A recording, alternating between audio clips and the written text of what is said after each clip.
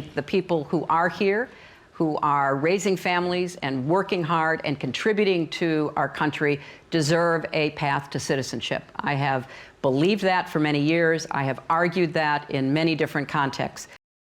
We don't have to knock on doors. I guess, so on this point about humanity, though, are you going to be sending in officers? We're going to be sending in people in a very into people's nice homes way to get them out. We're going to be giving notice. We're going to be saying you have to go back to wherever the country is. I mean, it's going to be countries, all different countries. It's not one country. Back to the country. We'll take them back to those countries. We're going to do it in a very humane way. I'm against the kind of inhumane treatment that is now being visited upon families, waking them up in the middle of the night, rounding them up.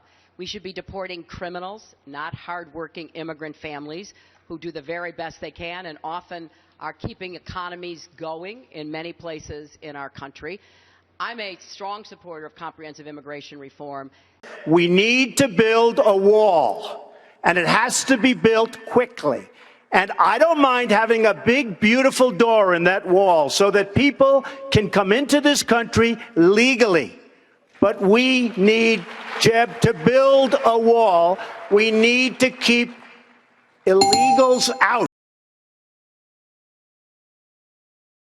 According to the U.S. Department of Homeland Security, there are currently 11.4 million illegal immigrants living in the United States, similar to Ohio's population. The main question becomes what to do with illegal immigration. The two extremes from both sides say deport everybody and surround our borders with a wall, and the other extreme is to have open borders where everybody is allowed in. Let's examine the evidence to see what the most logical solution is to this complex problem. Illegal immigration makes up about 5% of the working force, and their jobs are mainly labor-oriented. But do they really take citizens' jobs? Let's have a look. The top 5 careers that have the highest rate of unemployment are actors at 26.1%, construction helpers at 22.3%, telemarketers at 22.1%, roofers at 14.8%, and packers at 13.6%. Obviously, illegal immigrants are not taking acting jobs, but they do make up about 40% of construction workers, 7% of telemarketers, 39% of roofers, and 40% of packers. It should be noted that some citizens who get paid in cash don't report anything to the feds and file for unemployment as well. So illegal immigration does take away jobs from the American citizens. What positives do immigrants bring to this country? Well, for one, they lower the cost of goods, especially when it comes to building, growing, or maintaining products. Like it or not, they make it easier for entrepreneurs to start businesses. They do not pay income tax, but they do pay sales tax on products bought. Let's get the extreme ideas out of the way. Building and maintaining a wall, something that would cost upwards of $40 billion.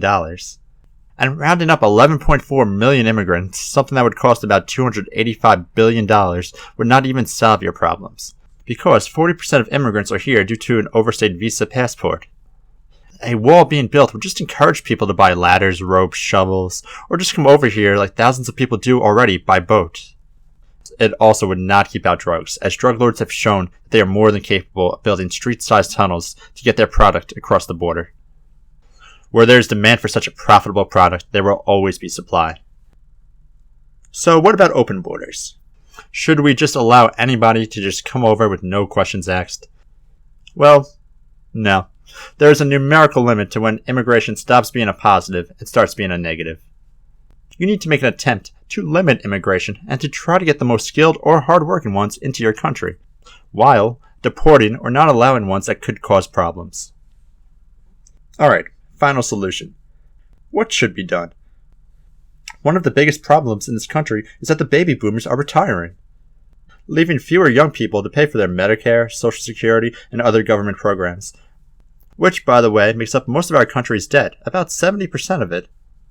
Baby boomers retiring is the main reason why our debt is increasing. We should grant citizen status to those of the working age, 49 and under.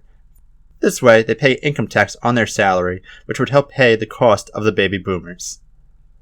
Those 50 and over would not get citizenship, but would also not be deported. They would be allowed, however, to get on their children's health plan. The United States needs to loosen its restrictions on legal immigration and entice younger generations to enter the USA. After all that has been done, then every illegal immigrant that is caught inside the United States would be deported. Similar to how the Obama administration is handling immigration. There won't be door-to-door policemen dragging people out of their house. There you go. Immigration is a complicated issue with no completely perfect situation.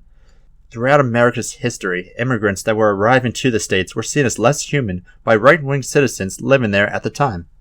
Whether it was the Irish in the 1840s, Asians in the 1850s, Germans in the 1860s, Italians in the 1900s, Greeks in the 1920s, Jews in the 1940s, Indians in the 1970s, and now Muslim and Hispanics in the 2000s.